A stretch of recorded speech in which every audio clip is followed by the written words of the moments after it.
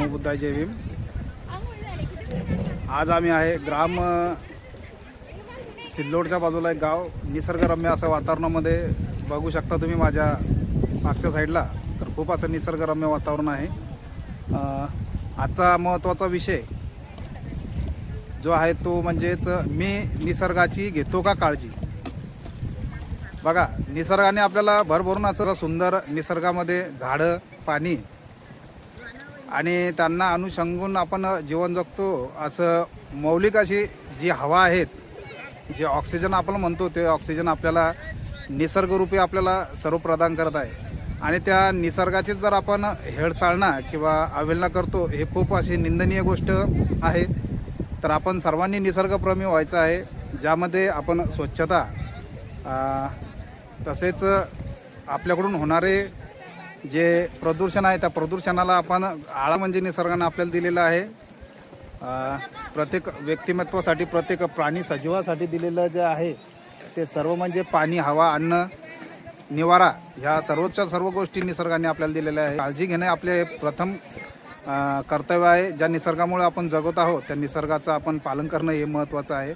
तर आपण बघू शकता, खूप छान असं हा निसर्गरम्य वातावरणामध्ये आहे। अजिंठा बुद्ध विहार धाग यूट्यूब चॅनल।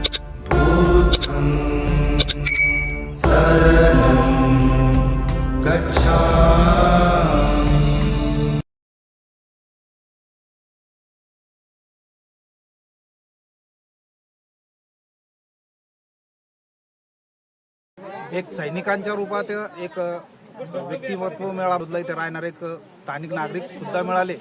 तर त्यांचा विचार मी मांडण्याचा प्रयत्न केला। तर इथे सैनिक म्हणून निलेश मगरे, जे आर्मीच्या मध्ये सेवेत आहात पुणे इथे ठिकाणी, त्यांनी मला सांगितलं। आणि तद्वतच इथले जे ग्रामस्थ आहे, त्यांचं नाव आहे आयुष्यमान अवचारे दादा। ते एक ट्रक ड्रायव्हर आहे, परंतु ते ट्रक ड्रायव्हर करताना सुद्धा त्यांनी निसर्गाला जोपासलेलं आहे। आणि मिलिटरीमन बंधू असल्यामुळे त्यांना निसर्गाच्या सानिध्यातच राहावं लागतात। तर त्यांच्या मी प्रतिक्रिया जाणून घेतलेल्या आहे। तर त्या आपण प्रतिक्रियाबद्दल त्यांचं जे मत त्यांनी मांडलेलं आहे निसर्गाच्या संदर्भामध्ये, त्याच्यावर तुम्ही आपण सर्वांनी हा व्हिडिओ पाहिल्यावर लाईक, शेअर आणि विशेष म्हणजे त्यावरती तुम्हाला ज्या प्रतिक्रिया द्यायच्या, ज्या कमेंट द्यायच्या, त्या जरूर करू। नमो बुद्धाय।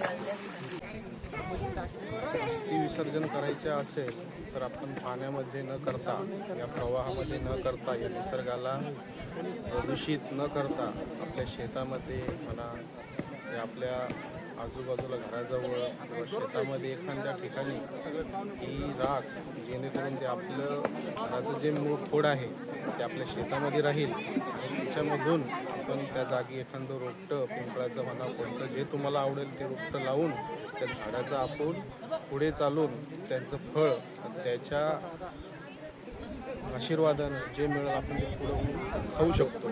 हेच या निसर्गाच्या रम्यानं मी तुम्हाला एक सांगू इच्छितो की निसर्गामध्ये जसं आपण पेराल तसं आपल्याला मिळेल। या निसर्गामध्ये आपण जेवढी घाण कराल तेवढंच आपला त्याचा दुष्परिणाम आपल्या शरीरावर, लहान मुलांच्या शरीरावर इजा होऊ नये, खाज येऊ नये, यासारख्या प्रत्येक असे आजार आपल्या या प्रादुर्भावामुळं होऊ शकतात। त्यासाठी आपण हे परिसर स्वच्छ ठेवणं खूप गरजेचं आहे। एवढंच बोलतो, एकच सांगाल, जेवढं जसं आपण पेराल तसं उगवल, तसंच या निसर्गाचं आहे। जसं आपण निसर्गाची काळजी घ्याल त्याचप्रमाणे त्या निसर्ग आपल्याला ऑक्सिजन म्हणा, ह्या गोष्टी म्हणा, या सर्व गोष्टी आपल्याला तो देईल। त्यासाठी सर्वांनी जो मी मुद्दा मांडलेला आहे की बाबा पाण्यात अस्थि विसर्जन न करता आपल्या शेतामध्ये एखाद्या ठिकाणी अस्थि विसर्जन करून त्या ठिकाणी एखादं झाड लावून त्याचा आपण आयुष्यभर त्या आपल्या घराच्या पूर्वजांचं म्हणा, जे आपल्या घरामधले जे जातील त्यांच्या आपण छत्रछायामध्ये त्यांचा आशीर्वाद आपल्या आयुष्यभर राहील। आणि हे पाण्यात विसर्जन करताना आपण तिच्यामधल्या त्या अस्थि ते वाहूनच जाणार आहे। ज्या शेतामध्ये आपण लावणार आहे त्याचं आयुष्यभर त्या झाडाच्या रूपामध्ये ते आपल्यामध्ये जिवंत राहणार आहे। त्यासाठी ह्या गोष्टी ज्यांना शक्य होत त्यांनी करा। चॅनलला अजिंठा बुद्धविहार चॅनलला लाईक सबस्क्राईब करा आणि असंच आपल्या बुद्धाचं आणि आंबेडकरी चळवळीचं प्रोत्साहन करत राहा. एवढंच बोलतो. निलेश मगरे. जय भीम, जय महाराष्ट्र, जय संविधान. तर चांगली आहे ना आपली, काही अडचणच नाही ना, पुरा क्लिअर आहे. काही अडचण असली ते सांगा बाबा तुम्ही.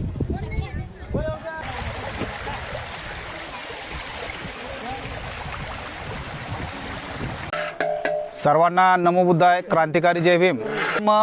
पानवड खुर्द येथील सुरडकर मामा तसेच आमचे आयुष्यमान दांडगे बाबा हे सुद्धा धम्म चळवळीमध्ये, आंबेडकर चळवळीमध्ये सक्रिय आहे.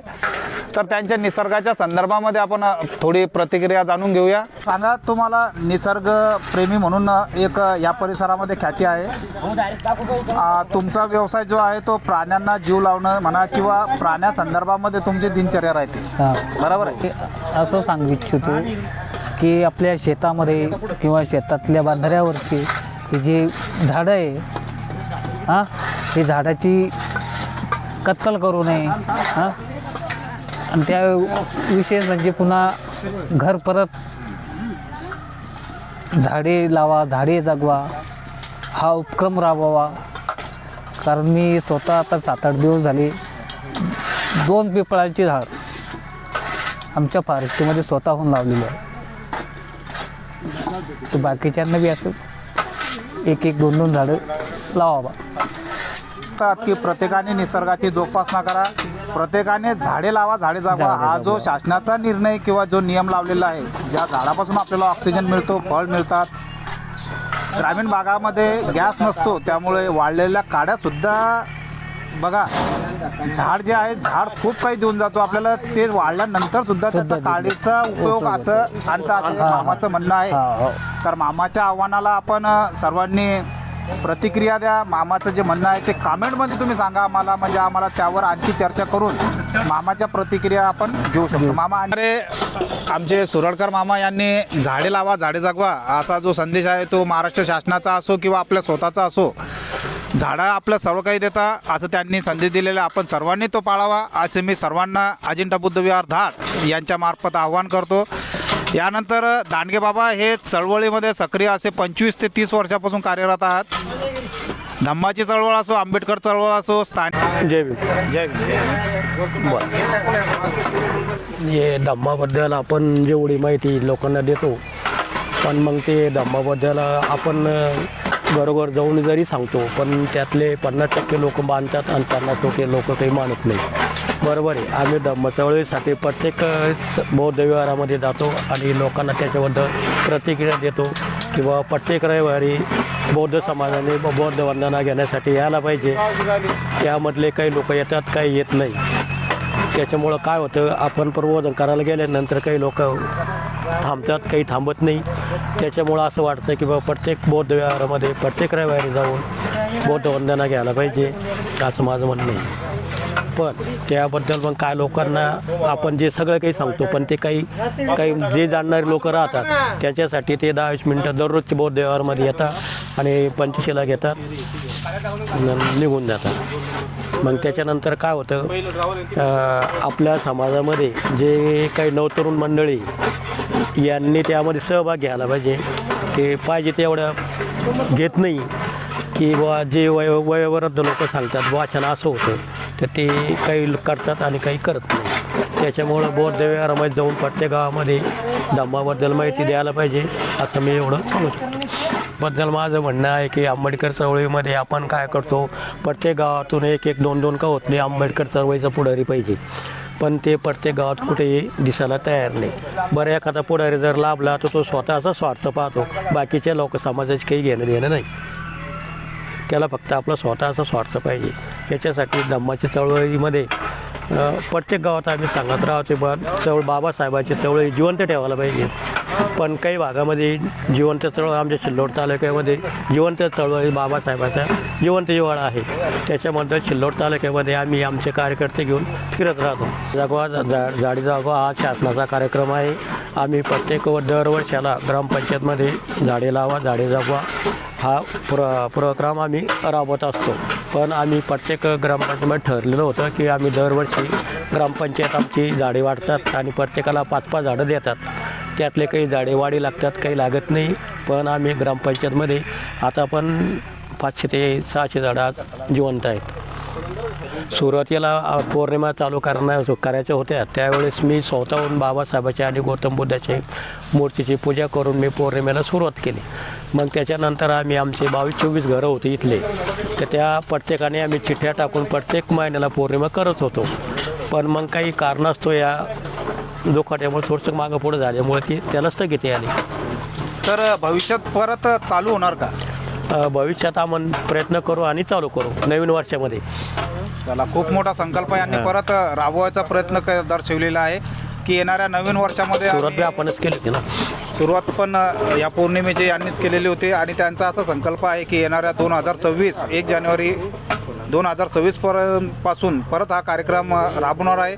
आणि हा कार्यक्रम ज्यावेळेस राबवला जाईल तर सर्वात पहिले थेट प्रक्षेपण या आपल्या अजिंठा बुद्ध विहार यूट्यूब चॅनलला होईल. मी आवर्जून या कार्यक्रमाला उपस्थित राहील आणि तुम्हाला थेट प्रक्षेपण, ज्याला लाईव्ह म्हणतो आपण, ते लाईव्ह प्रक्षेपण आम्ही या पौर्णिमेचं भोजनदानाचं तुम्हाला दाखवणार आहे. तर बाबा आपले खूप खूप पण सदस्य आहे असे अशोक बाबा दांडगे पानवड खुर्द यांनी खूप छान प्रकारे आपल्या यूट्यूबला माहिती देऊन त्यांची प्रतिक्रिया नोंदवलेली आहे.